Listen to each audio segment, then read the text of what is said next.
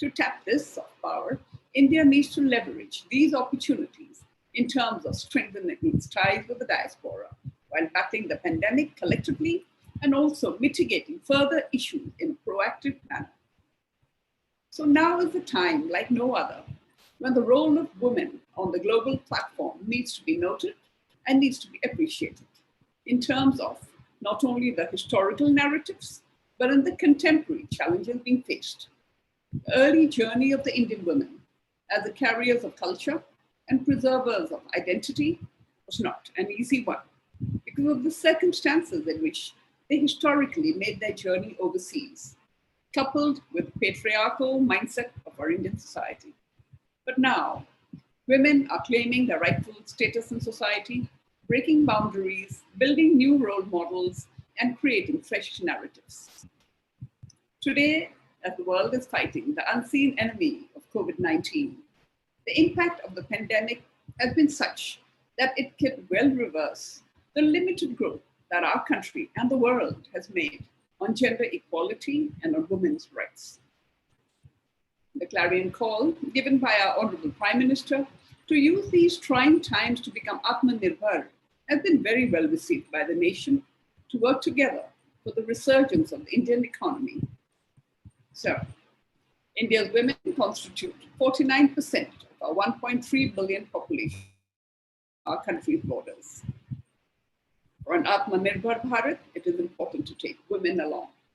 This then is the need of the hour, and FLOW is committed to working towards making women self-reliant, in fostering the spirit of entrepreneurship, and working shoulder to shoulder towards the new dawn of a self-reliant and an Atmanirbhar Bharat.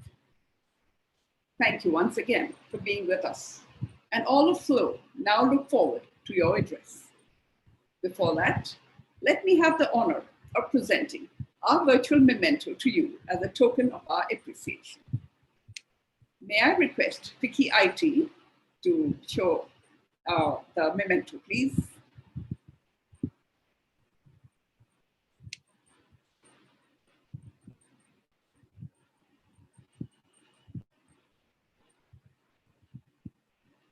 Thank you. Yes. Thank you. Thank you very much.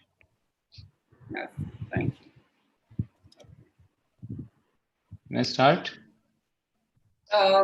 So may I start by asking, I think we will start by yours. We'll have the address and then the question. Yes. Look forward to your address, sir. Please. So, good afternoon, everyone, and thank you, the FICCI FLOW President Janvi ma'am, other chapter heads, and also my special thanks to Dhriti for arranging this event for me. You are all highly accomplished entrepreneurs in your field, and in that respect, someone who has never done any business except doing science, this is indeed a great honor to me, and I am indebted to all of you. Today's topic is very important. It has two parts. One is India's soft power and role of Indian diaspora in general and specifically with respect to India's soft power. The ancient civilization like India, it's not surprising that it has tremendous asset of having its soft power in terms of its music, its culture, dance, ancient civilizations, sculptures, huge temples, and also the knowledge and wisdom that we have generated, which has influenced the people all across the globe over several centuries and millennia. Indian sages, both Hindu and Buddhist and Jain sages, they travel all across the globe and spread the knowledge. We have never conquered any territory, but actually we have spread our message of wisdom through our knowledge and gained the respect of all the sects, religions, and regions across the globe. And this is the biggest asset. Then in the modern times, yoga, Ayurveda, has also added to these arms of our soft power. And again, that has added India's value as a kind of a compassionate, balanced lifestyle, which is non-intrusive, which is non-dominating, and at the same time, as we always say, Vasudhaiva Kutumbakam, bringing a very unique family values to the people of the world where the conflicts is and was the norm of the day. So in that all respect, we have done enormous progress of spreading the soft power of India, and especially during Prime Minister Modi's regime, when he has appealed that 21st June, for example, was should be treated as a yoga day. In the record short time, the UN, I guess 160 countries out of 180 plus countries who are representing in UN, they endorsed his proposal, and the first yoga day was celebrated. And it also shows that people are looking towards India to give something unique. And I will give you, as far as Yoga Day is concerned, only one example before I start talking about diaspora, is that there are many ways by which people have actually tried to celebrate Yoga Day. For example, in Saudi Arabia, where the religious laws are very strict, there was a lot of apprehensions if yoga is somehow linked with Hinduism, and therefore spreading Hinduism is of course not allowed in that country. But the Saudi government has understood the importance of yoga as a part of the lifestyle, and therefore they gave special permission to yoga, not as something spiritual, but as a sport. And therefore, yoga is treated as a sport in Saudi Arabia, and therefore you can practice it, of course, without the religious or spiritual aspect of it, such as chanting Om, etc. So each country has tried to acclimatize itself to these new realities, that there is enormous potential in what India is offering, and we should be left behind if we don't accept it. Now, coming back to the diaspora, Indian diaspora, as both the speakers before me have mentioned, is close to 30 million in numbers. Approximately 50% of it is still having Indian passport holder, and 50% of it are citizens of their respective countries. And few things I would like to highlight about the Indian diaspora, which you may or may not be aware. First of all, Indian diaspora is not uniform in nature, because it was being migrated over a period of time, or at least couple of centuries in the modern times. There are various layers of diaspora that you will be able to see. Many of you might be aware of the infamous incidents of Kamagota Maru ship, where a Japanese ship started from Hong Kong with 350 sick people, reached Vancouver port in the midst of heavy winter, and Canadian government that time didn't allow it to land, and that ship had to come back. When it returned, British police fired on it, I guess, at the Chennai airport, and several Sikhs died in that. So this Kamagota Maru incident has been considered as one of the landmark incidents in the Indian migration history. And then Britishers took hundreds and thousands of laborers in various countries like Fiji, Mauritius, West Indian Islands, and also part of East Africa, mainly as a farm laborers. And these people, because Britishers were very keen to keep documentation very neat, they signed an agreement with these people.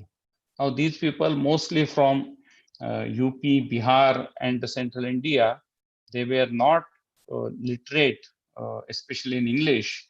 So they did sign the agreement. They kept a copy of it, but they couldn't even pronounce the word agreement. And therefore they abbreviated it as GIRMIT. And therefore these people are still named as Girmitiads. That means the people who have went to those countries with the agreement of British government. So this is a very interesting part of the diaspora history. And then you all know that there was a big migration of doctors, nurses, soldiers during Second World War.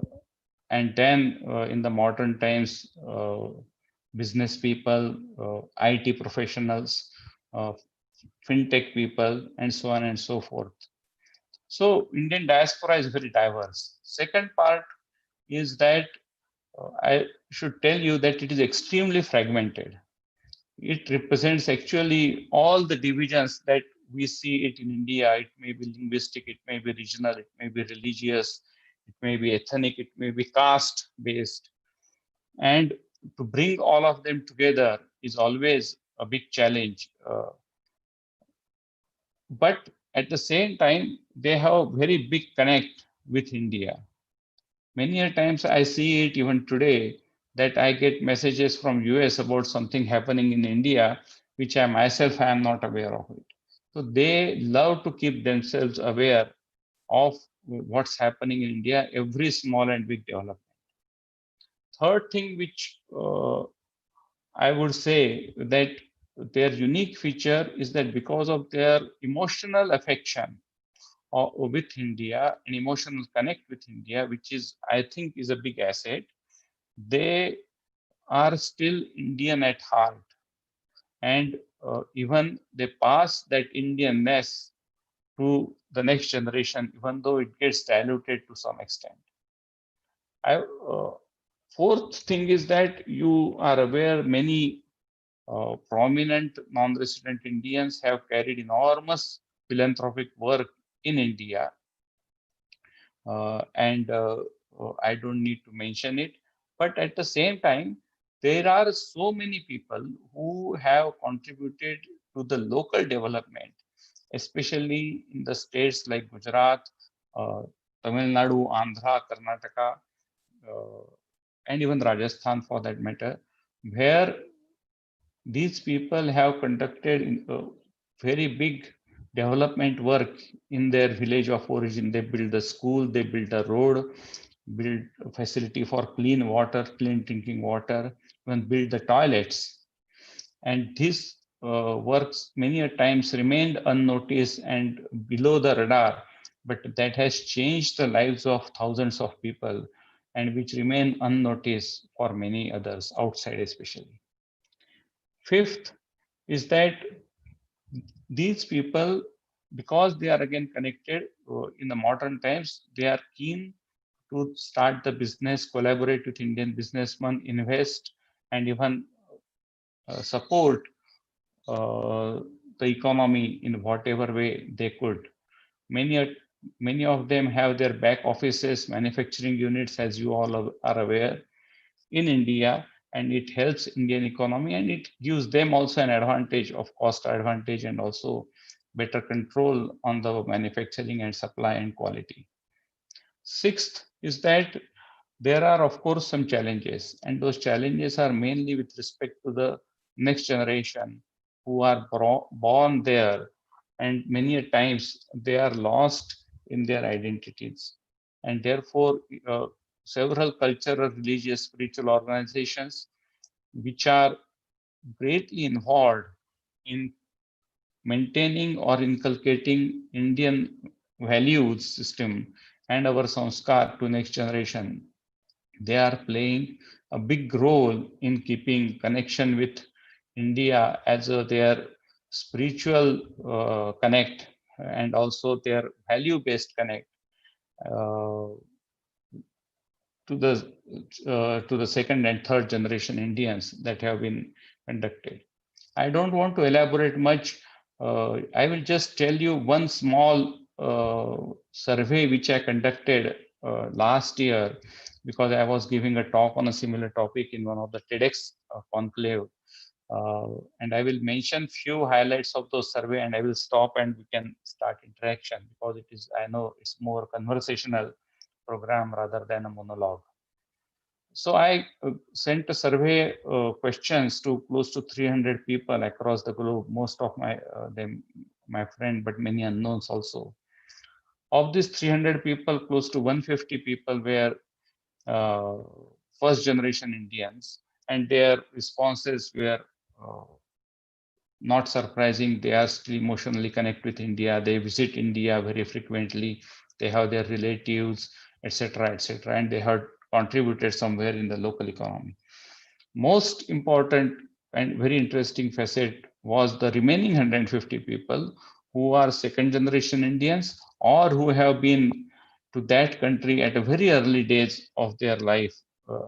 So I asked them few questions. For example, I asked them that what is uh, are sorry, I asked them that are you comfortable with your Indian identity? And overwhelming majority people of second generation, they said yes, they are comfortable with their Indian identity.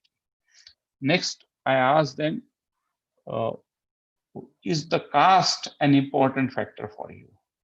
And fortunately, majority of them, they say caste is not an important factor for them, for the second generation Indians.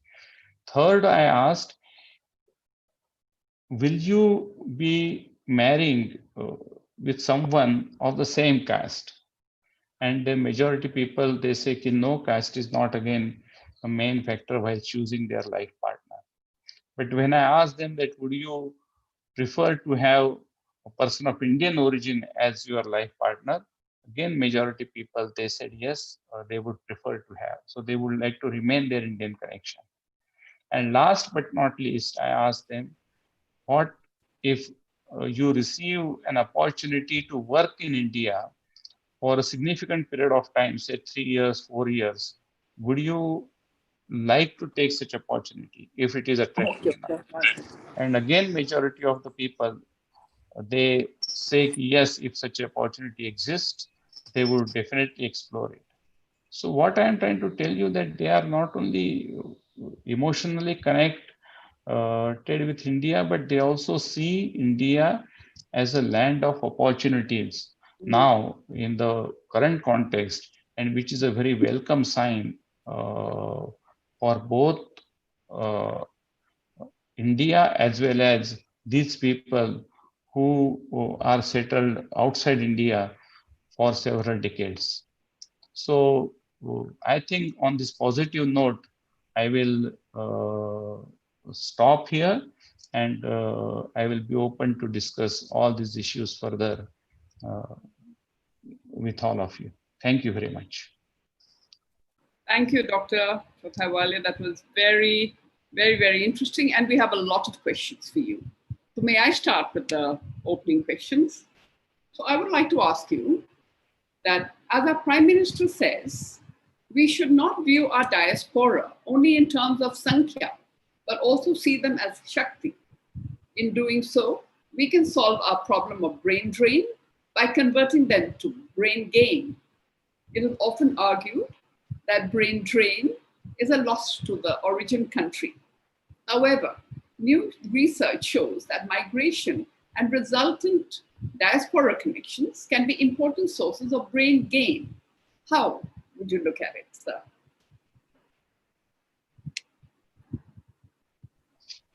See, in past, I also used to have a very simplistic view of this, that anyone who is going abroad is actually a brain drain for us, for India, and a loss, therefore, a net loss. But more I interact with these people across the globe, and I realize that they are actually bringing tremendous value to India. Number one, because of because of the fact that they are highly qualified in their own country, they are having high positions in corporate, in education, in academics, in business. The stature of India has gone up significantly in those countries. For example, now among the immigrants in US, Indians are the highest income group with Their national average is almost twice that of average American income.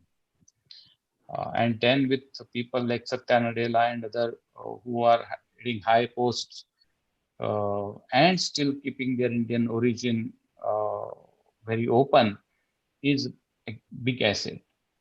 Third thing that has also happened that because of this talent pool that has gone, there is a reverse talent coming back to India, where a lot of high-tech industries, high-end industries are opening their branches, etc.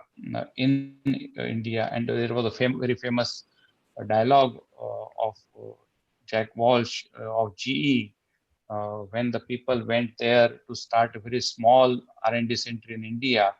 And when he listened about India, he asked that if India is so good, why you want to go in dozens? Let us go in hundreds. And now both Intel and GE have their biggest R&D centers outside US in India. And that would not have happened if India would not have created, India or Indians would not have created this image of enormous talent pool. I am in the pharma sector, and India has become now world's pharmacy. That also is very important part of this global efforts. So I guess in all net and net, there is a gain in terms of these people going abroad. And also the question is that if all of these people, if Satya Nadella would have remained in India, would have reached this pinnacle of glory. So there are still questions. In past, there were many more questions of do these people have these opportunities in India back home 2 decades or 3 decades ago. That also is a question, and they have done the best of both the worlds, and we should be proud of it. Thank you. Thank you. Thank you, Vijay. Now we'll have the interaction with our chapter chairs. May I request Usha Rani Mane from Hyderabad, she's our chairperson of Hyderabad chapter, to ask a question. Thank you, Vijayji, and thank you, Jahnavi. Namaste. Vijayji, my question to you is, accounting for 3.4% of overall retail market, India's e-commerce market is expected to see 300 to 350 million shoppers by 2025. And now the need for physical distancing is forcing people to opt for digital shopping. In this scenario, what do you think will happen to our small retail sector?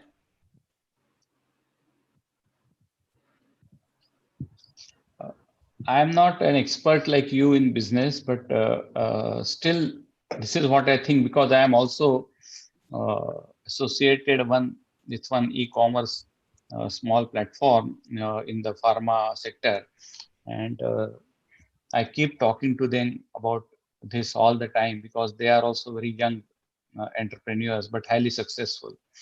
So my feeling is that India will have India-specific solutions. They are unique to India. If you just want to carpet bomb like Amazon in US, the way it is behaving, it will not sustain for a long period of time, even though I myself is a very avid Amazon customer because of the need. But I think ultimately what will happen, and which is a very typical Indian way to do, is to have a hybrid model where the technology is being used by the local shopkeepers,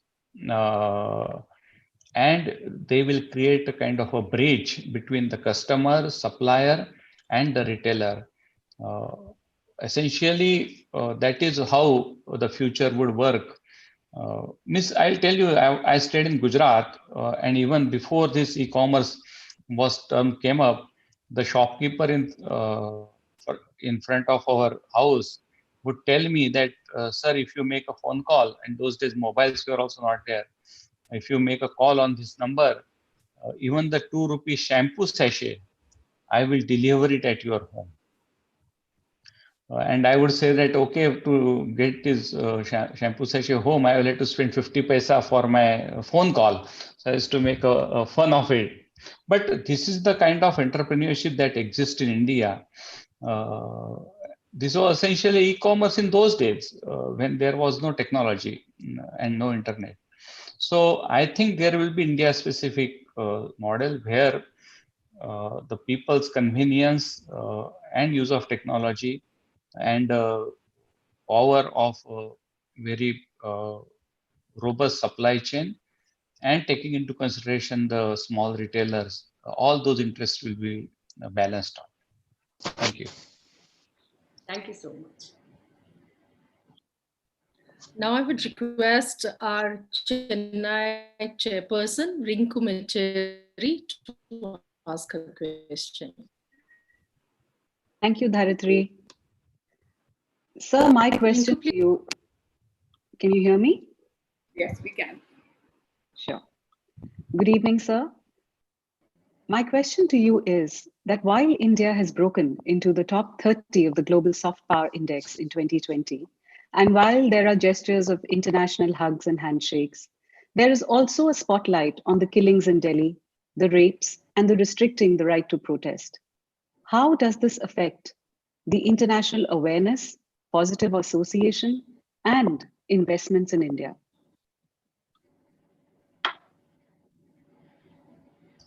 I think we need to segregate these two issues. One is that because of power of social media and internet, any small issues anywhere in the world gets amplified, sometimes legitimately, sometimes disproportionately.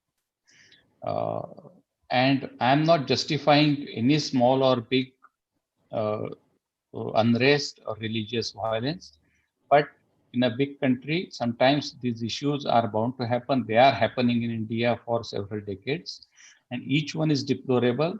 But the way social media works, it gets amplified, and therefore it creates negative impression about the entire country, and we should be very careful about it. The second part is that the freedom of protest, etc. You talked about it. There is a freedom of protest. There is no question about it. No one can deny it. We have a democratic country. There is a very robust judicial system is there, and these protests are allowed as long as it doesn't hurt anyone else. And when there is a conflict of one's protest actually preventing others from doing their usual business, then there is an issue. For example, in US, in the current protest, there were open remarks that protests need not be peaceful. Are we going to take that position in India also? So anything in extreme will be detrimental to overall social harmony and also the balance of freedom, because other people also have freedom to express themselves, to do their routine work. So this is a kind of a delicate balance we have to work upon. As far as the software industry is concerned, I am not expert in that. My sincere feeling is that now the phase of supplying the head counts to the foreign industry is over. Every industry will have to reinvent itself and do a lot of innovation in their business practices, be more productive, and software industry is not an exception to it. They are doing it. I know it. They are doing it, and those who are not successful in doing it will perish over the period of time. There is no question about it. Thank you very much. Thank you, sir. I would now request Dr. Aarti Gupta from our Kanpur chapter, Chairperson Kanpur chapter, to ask a question. Aarti, over to you. Thank you. Good evening, sir. Sir, the US President Donald Trump and Indian Prime Minister Narendra Modi's friendship is no secret to the world. How do you see the US-India relations changing or evolving in case the Democratic Joe Biden and Kamala Harris Democratic team wins the US election?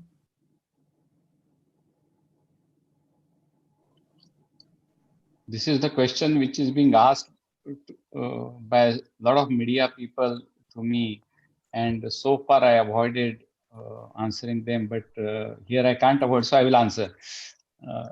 See, India-US relations are now reached at a level of strategic partnership.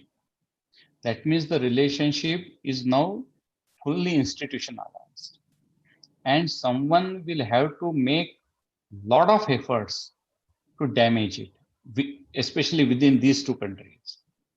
And no one is willing to do that. Because now, if you see the surrounding neighborhood and the global situation, both the countries need each other. It's not a one-way traffic anymore. Both are democratic country, both are populous country, both are technologically advanced country, both have very strong relationship, not only in terms of trade, in the defense ties also. And we have commonalities on several global issues. For example, the cooperation between India and US in Afghanistan. So this is only one example, but I can give you many more. So what I'm trying to tell you that irrespective of whatever is the outcome of the election, just 4 years back exactly in the 2016 October, you might be knowing that Hillary Clinton was ahead in the opinion polls till the last week or 10 days. And everyone was curious who would win. And then that time, Mr. Trump was really unknown to everyone. We had very good relations with Obama administration. And that time I wrote an article in Indian Express saying that welcome Donald, welcome Hillary. India is ready to do business with both of you. So I am pretty sure that India-US relationship will continue from strength to strength in future. And there is also one more aspect dimension of it is the US Congress. The US Congress has a bipartisan support for a stronger India-US relations. India caucus in US Congress has more than 100 members, the largest caucus for any other country, for any country outside US. That shows that there is enormous bipartisan support for India-US relations, and we will continue to have strong relationship with US in the new administration. Great. Thank you, sir. That's comforting to know. Yeah. Now I would request Mallu Natarajan, our chairperson from Mumbai, to ask her question. Thank you, Daritri. Good evening, Vijayji. My question is around leveraging the NRIs to India's advantage in the startup space. For example, if you take the Silicon Valley, we have the best of the Indian brains there. Yet India is currently used predominantly as the back-end processing and not as the leader in the startup space. So the question is, can we not have some kind of a global program where we have mentoring, regular VC funding, and visits to explore new possibilities with the NRIs? Thanks, Malu. This is something very close to my heart because I worked in high-end innovation in pharma sector for most of the productive years of my life. And now also I'm involved in major initiative of Prime Minister Modi Atal Innovation Mission as a member of their governing board. And I was one of the persons who actually was involved at the concept level of Atal Innovation Mission. So yes, these are some of the opportunities and challenges. I will tell you first the challenge and then tell you what the opportunities and what we are doing. The biggest opportunity is there are two, challenges. There are two. One is Indians in general are having enormous fear of failure.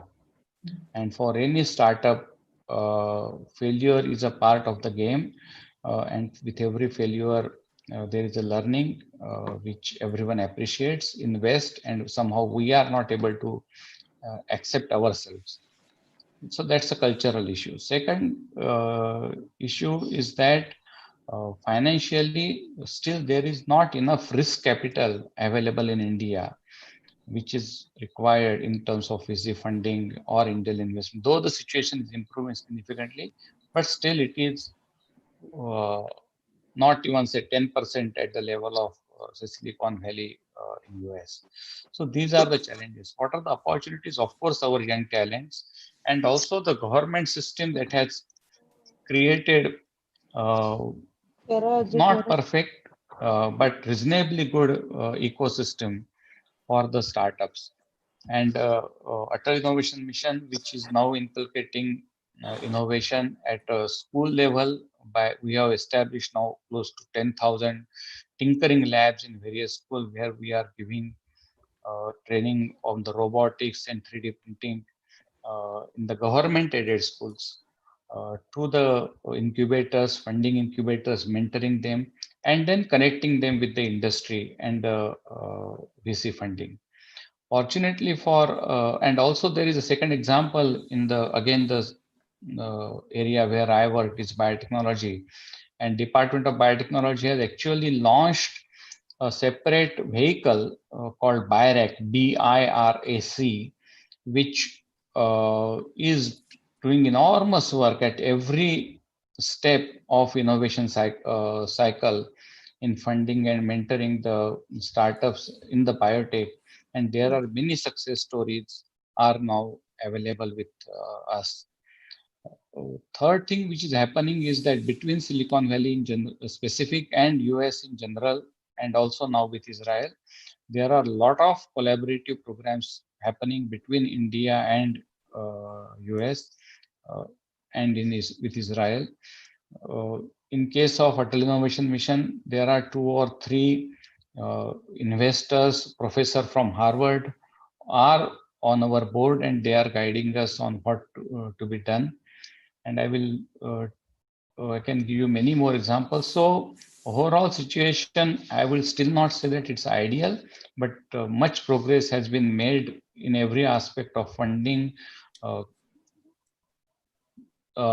even specifying or simplifying the regulatory norms for the startup and small industries, and also creating the ecosystem of innovation all across India. And we are doing done a lot of examples. I will tell you one small thing again with the tinkering labs. 3 years back, Prime Minister Modi went to Russia, and Russian President Mr. Putin took him to Sochi, where he is inculcating some of the brightest students in one place to do very innovative work. So Mr. Modi was so impressed, and he said to those students that I will invite you to India. And then next year, when Mr. Putin was to visit India, through Atal Innovation Mission, we invited 7 Russian students to India along with their mentors, and which ran a national hackathon or to pick up 7 brightest students within Indian these tinkering labs. And these 7 Indian students and 7 Russian students, they worked together in IIT Delhi, and they created some very small and unique prototype. So this is the kind of internationalization we are trying to do within our students, and that will create a very long-term impact, and that is what we think. Thank you very much. Thank you. Since you spoke about funding, we still have statistics which shows that women-led startups don't get as much funding as non-women-led startups. So it's just for your thought. I don't think I have enough time. So Daritri is going to scold me if I ask you another question. So I'm going to shut up. No, I understand. And this is the issue which we will have to make some positive efforts specifically for women entrepreneurs. I fully appreciate that. Yeah. Thank you very much. Thanks. Dr. Vijay, the next question is from me. I have 2 questions. One is, how do you manage to organize the diaspora before Prime Minister Modi goes? You know, what goes into it? what we see is this lavish meetings and, thousands of people. So what really goes behind all this what kind of hard work and efforts and mobilization? Second, what made you join active politics? You are a scientist and you spent almost 18 years and more in, developing molecules and whatnot you've done. Why would you, as they say, dirty your hands in active politics?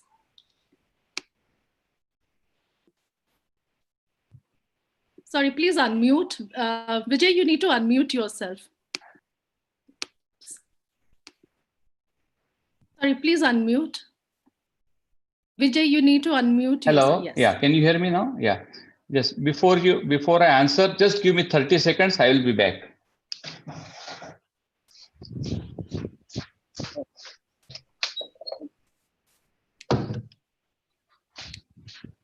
I have also. Okay. Yeah. So the first question is, it's a very, it can a long answer, but I will try to be as short as possible. As I told you that Indian diaspora is very vibrant, but at the same time, it is extremely fragmented. And to tell you an example, in Silicon Valley alone, there are close to 800 Indian organizations. And in London city, there are close to 1200. So my first job is to bring all of them together, because when we don't want to conduct a program under the banner of Indian government or even BJP or overseas friends of BJP. We want to make it truly the diaspora event representing all the sections of the diaspora. So so the first job is to bring all of them together and then appeal them that this is your program, which is organized by you, conducted by you, and also funded by you. So we don't give any funding from India, neither party nor the government. So once they have this realization, they all come together. Of course, Prime Minister Modi's appeal and charisma helps a lot, and they all come together, and then they themselves form the organizing committee, etc. My job is always to mentor them, tell them do's and don'ts, because it is a prime ministerial program, and then also coordinate with the security agencies, etc., etc. So the first part is more challenging always to bring all of them together, but once they come together, the things are relatively easy. Also, there is enormous amount of volunteer get involved into such kind of program, and without them, it is virtually impossible for anyone to conduct such program. I'll tell you an example.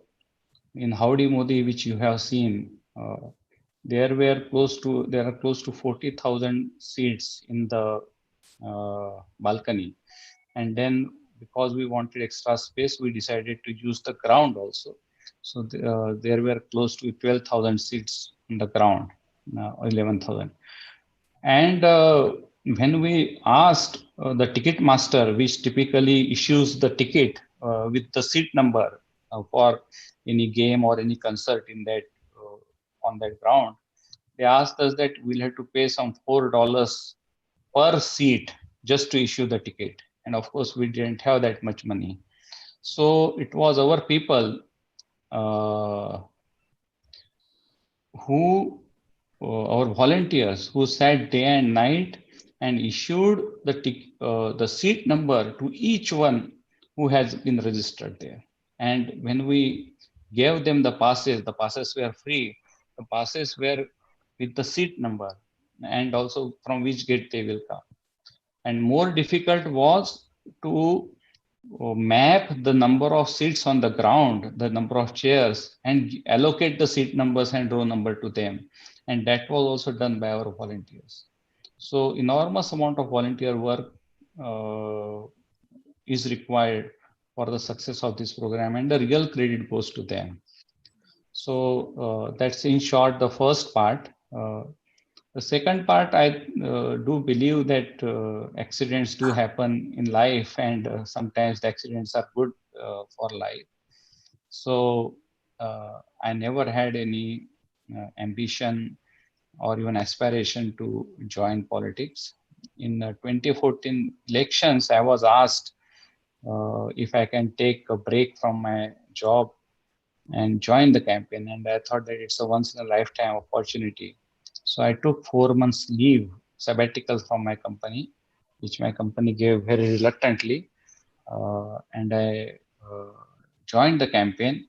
I was based in Delhi. After the election was over, I attended swearing-in ceremony of Prime Minister Modi. And then after 2-3 days, I joined back my company and again thought that, okay, it was a great experience once in a lifetime. Let me cherish it. But then someone asked me that if I will be interested to join party, and my first reaction was quite dismissive, saying that I have never worked in politics. I am not even a member of BJP. What will I do in party? But then I was assured that no, you will get something very interesting role which will suit your temperament and your expertise. And I thought that, okay, let me take that also as a chance. And if I don't like it, if I'm not successful, I can go back to my original work. And that's why I resigned and took a plunge in politics. And so far, so good. I am happy. Thank you very much. Thank you so much. I would now request our Executive Director, Rashmi Sarita, to ask her question. Good evening, Dr. Vijay. First, a comment. Actually, seeing you here brings back a lot of memories. FICCI used to organize the Pravasi Bharatiya Divas for MEA. And I remember, as an intern, I had worked for Pravasi Bharatiya as early as 2013. This is the year when we were launched. And my question to you, sir, is, we have engaged with our Pravasis from 2013 onwards. We celebrate 9th of January as the Pravasi Bharatiya Divas. We also now have a Pravasi Bharatiya Kendra, which kind of houses a lot of history between, many countries that are STIOs and Pravasis are based in. So how do you think the narrative for India has changed, I would say improved or not, by engaging with these Pravasis over the years?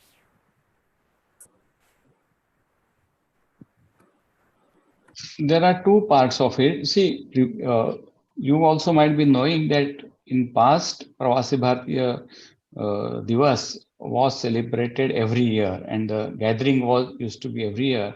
But after 2015 Pravasi Bharatiya Divas in Gandhinagar, then External Affairs Minister Sushma ji took a decision that it would be every alternate year and not every year. The reason being that it was more kind of a get together without any productive outcome into it, and Sushma ji being very outcome driven, she thought that we are spending so much money. Okay, people come together, there is emotional connect, and everyone takes a good memory out of this, but there is no outcome. So what she has done is that she gave a break. She picked up various themes which are close to the heart of diaspora, including the how to improve embassies, to how to industry collaboration and academics and everything, and created the focus groups of experts from India and experts from NRI communities. And for 24 months, she has conducted close to 12 such focus group meetings of 15-20 people each. And to her credit, she used to attend each one of them from the beginning to end and not leave it to some junior officer to give a report. And she would ask the questions because I myself was present in a couple of them. She took a keen interest. She used to take the notes. She was very meticulous in taking the notes.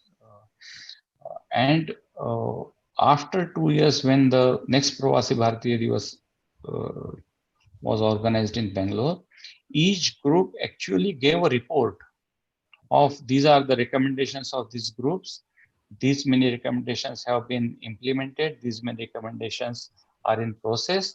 And for one reason or other, these recommendations is very difficult or we are unable to implement. So that kind of outcome-driven Pravasi Bharatiya Divas started, and it has created enormous impact and a lot of improvements which you are seeing in the functioning of MEA, our embassies, our passport office, Seva Kendra, etc., is the outcome of many such interactions that Sushma ji took. Thank you. Thank you, Dr. Vijay. I would now like to hand it over to Jahnavi.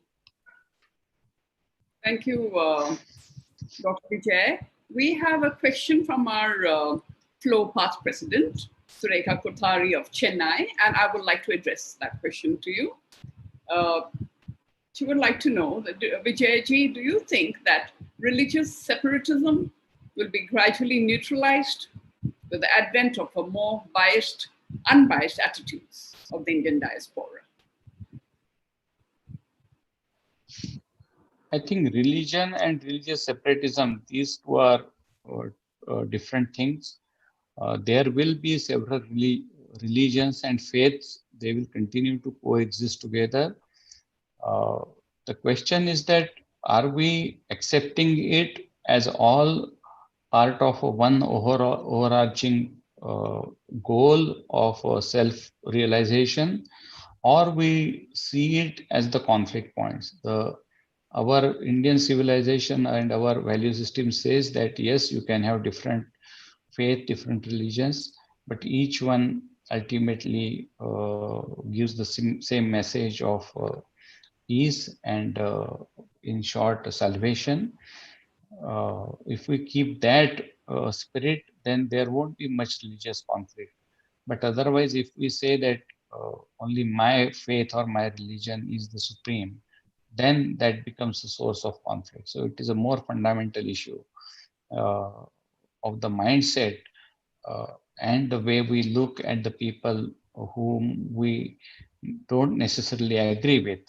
And as long as we take a very coherent and broad view about the people whom we don't agree with, there won't be much religion conflict, even though there will be intellectual and religious debates. So, thank you. Right. Dr. Vijay, we have a question from Norway. There's a Pankaj Kumar from Norway. He wants to know when he can expect Prime Minister Modi's event in Norway. He will have to ask it to the Prime Minister's office or the embassy, our Indian embassy in Norway. I have no idea. Okay. Well, there's quickly another question from our member in Ahmedabad. Ritika Bajaj would like to know that Poland, there's a huge requirement of manpower from India, but it seems they're not getting work visas. Can you throw some light on it? What can?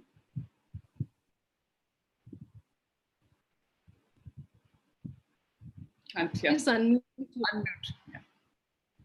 Yeah. I'm not aware of this specific issue, but if such an issue really exists, I will definitely talk to our people in Poland and then give a due representation to Polish embassy in New Delhi. Right. This has been a very, very insightful and thought-provoking session with you. I thank you on behalf of all of us at Flow. We would like to ask you that how can Flow make itself useful for more of these outcome-driven, interactions with the diaspora? As a woman's body, as a woman, we would like to also play our role. So please remember, ask us if there's anything, how we could be involved. We would love to be there, Dr. Vijay. And now, so please keep that in mind. And we are always— Sure, I will do that. I will keep in mind. Thank you. Thank you. Now, I would like to call upon our Flow Vice President, Jayanti Dalmia, to please give the vote of thanks.